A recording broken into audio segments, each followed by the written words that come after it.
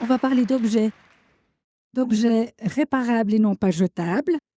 Et se poser cette question, est-ce que c'est la fin du tout jetable, l'avènement du tout réparable? Et cette révolution, vous l'attendez avec impatience, vous militez pour plus de réparabilité, mais il y a une mauvaise nouvelle quand même. Si on compare les données, l'indice de réparabilité, il est en baisse. Il y a 30 ans, on réparait combien d'objets? J'ai lu des études à ce sujet qui corroborent à peu près ce que j'ai pu observer depuis 45 ans dans le cadre de l'atelier de réparation La Bonne Combine À Lausanne? à Lausanne. C'était à peu près 80% des quelques 10 000 appareils par année qui rentrent à La Bonne Combine qui étaient réparés. Aujourd'hui, ce taux tend à tomber vers 60%. C'est un petit peu plus que la moyenne européenne parce qu'il y a quand même des bons bricoleurs qui travaillent dans cet atelier, mais c'est effectivement dramatique. Mais le plus dramatique, en fait, c'est le fait que les 40% d'appareils qui finalement ne seront pas réparés vont nécessiter du temps pour poser un diagnostic, voir s'il existe encore des pièces, lancer des coups de fil, regarder sur Internet, etc. Et que ce coût ne sera jamais couvert parce que le client est disposé à payer pour apprendre ce qu'il pouvait presque deviner aujourd'hui, que son appareil n'était pas réparable. Du coup, ces coûts-là doivent être imputés sur les 60% d'appareils qui peuvent être réparés. Du coup, ça renchérit encore le coût de la réparation de ceux qui sont réparables. Donc on rachète. Et donc, voilà, le prêt-à-jeter, comme je l'appelais dans mon combat il y a 45 ans, le prêt-à-jeter a malheureusement encore de beaux jours devant lui. Et souvent, la réparation coûte plus cher que d'acheter son grille-pain au Black Friday. Mais quelles sont les vraies causes de cette perte de réparabilité? L'obsolescence, la complexité technique, le manque d'information, c'est quoi? Tout d'abord, la disponibilité des pièces détachées. Ensuite, de ça, un certain nombre de pratiques techniques qui visent à souder, coller, scotcher, rifter, plutôt que visser. Ou alors, plus pervers encore, au lieu de vous mettre une vis normale, pour laquelle on trouve un tournevis dans le magasin du coin, on vous met un tournevis avec une tête. Par exemple, le magnifique brevet déposé par Apple sur la tête Pintalobe, qui a fait, soit dit au passage, la fortune de iFixit aux États-Unis, qui vend depuis des années le fameux tournevis qui permet d'ouvrir un Mac ou un iPhone. Ça, c'est le deuxième élément. Puis le troisième élément, peut-être le plus important au fond, c'est l'arrivée de l'électronique, on devrait d'ailleurs dire de l'informatique, dans tous ces appareils. Et puis c'est une informatique propriétaire qui n'est pas du tout open source, donc il faut vraiment être taillé pour pouvoir les réparer, les dépanner. Il faut des logiciels propriétaires. Et voilà, ça c'est une des causes. Une des causes. Open source, le mot est important, c'est donc à la disposition de tous. Mais rassurez-nous, il y a quand même une révolution qui est en marche, une révolution pratique. Alors l'IA, elle est décriée, on l'a évoqué dans la première partie, l'IA qui évidemment peut faire peur, mais à quoi elle peut être utile, l'intelligence artificielle, pour la réparabilité des objets? Alors c'est vrai que l'IA nous fait à tous peur parce qu'elle permet de remplacer potentiellement toutes sortes de tâches simples et répétitives. En revanche, c'est une certitude pour moi en tout cas, l'IA ne sera jamais capable de piloter un robot qui regarde un appareil qui ne connaît ni d'Ève ni d'Adam pour savoir ne serait-ce que comment l'ouvrir, comment utiliser un oscilloscope ou un multimètre pour prendre les mesures sur l'appareil et rechercher une panne, et puis rechercher ensuite de cela sur internet la pièce, enfin bref.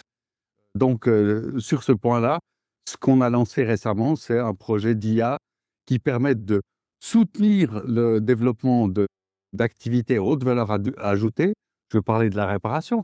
C'est cette activité qui consiste à prendre un truc qui est supposé être devenu un déchet pour en faire un produit à nouveau parfaitement utilisable. Donc l'IA, elle est utile pour diagnostiquer plus vite si mon objet, mon grille-pain, mon aspirateur, mon ordinateur est réparable. Alors pour revenir au point de départ, l'IA, elle devrait avoir ces deux fonctions. La première, c'est d'éviter que n'entre dans un atelier de réparation et que des techniciens perdent du temps pour à la fin se rendre compte que l'appareil, il n'y a plus moyen d'obtenir les pièces, ou en tout cas que la pièce qu'il a sous le temps, elle est introuvable.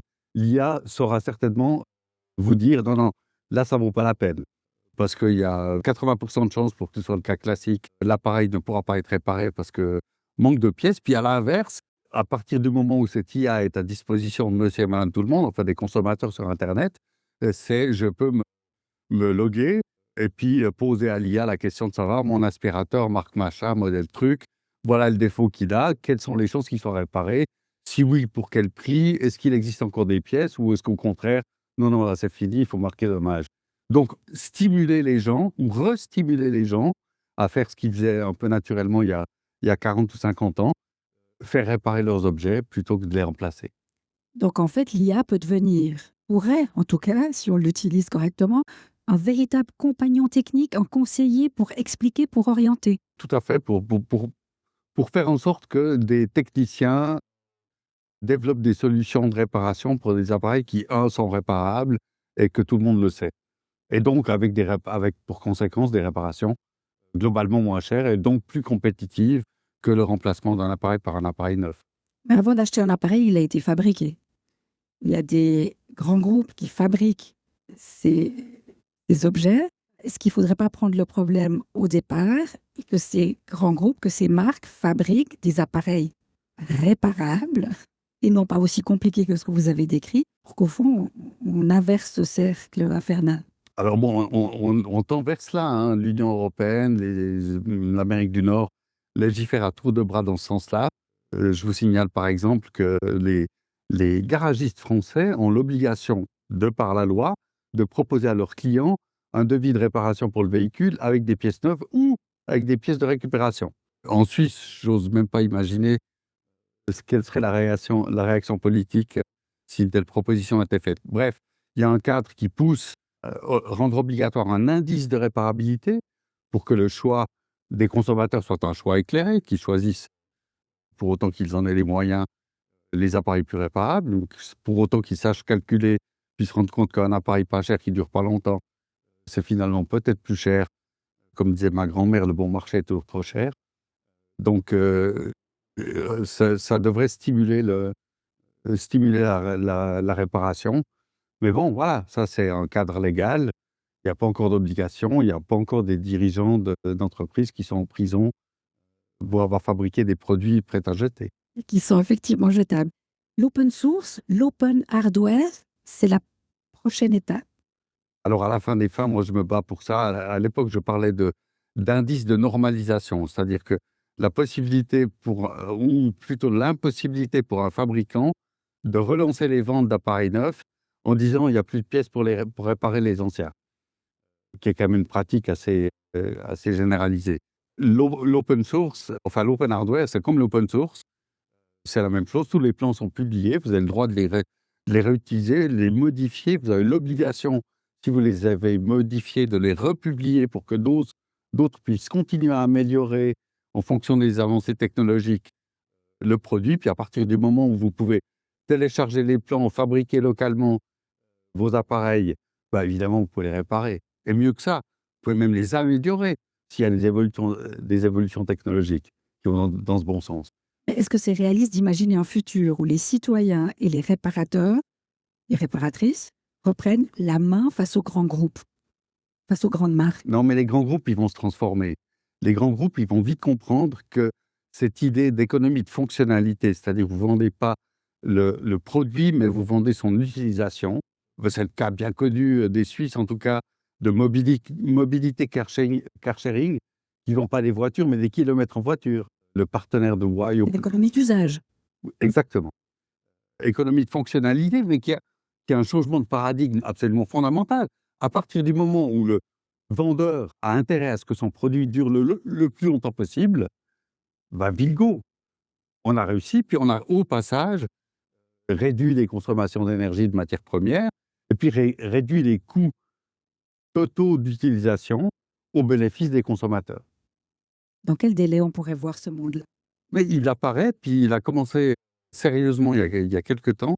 D'ailleurs, pas très loin d'ici, puisque le premier brevet open hardware, on le doit au CERN.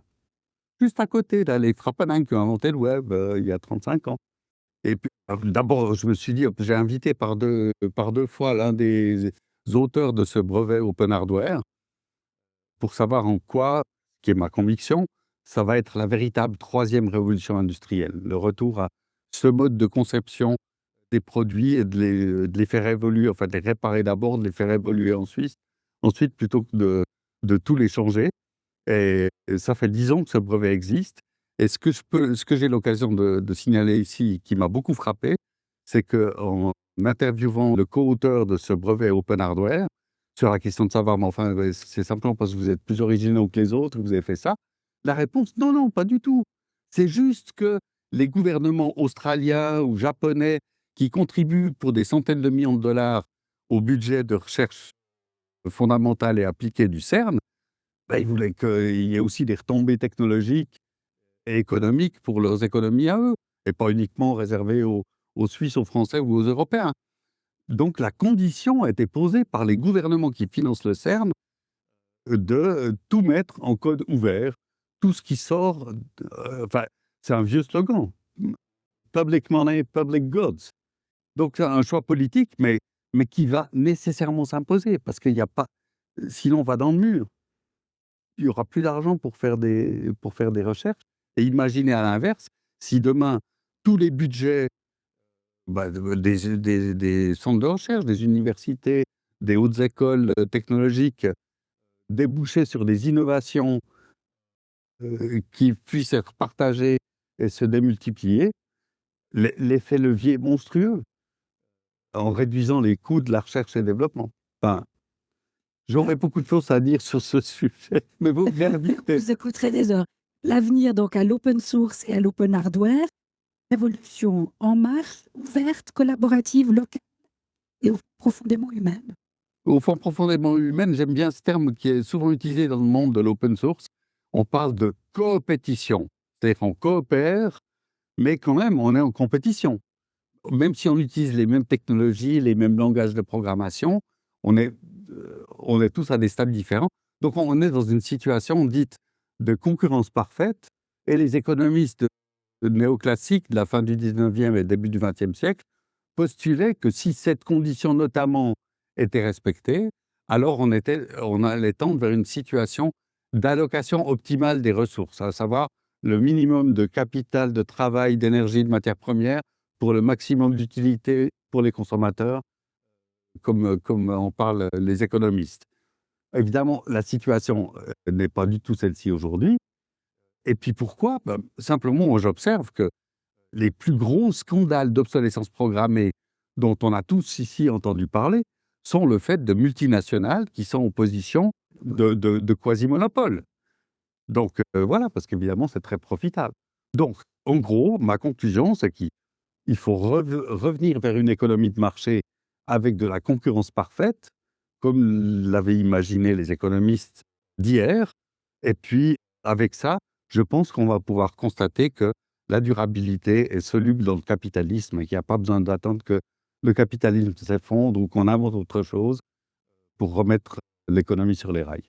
En conclusion, c'est comme ça qu'on va réparer le futur et ensemble. Merci, François Martalais. Beaucoup.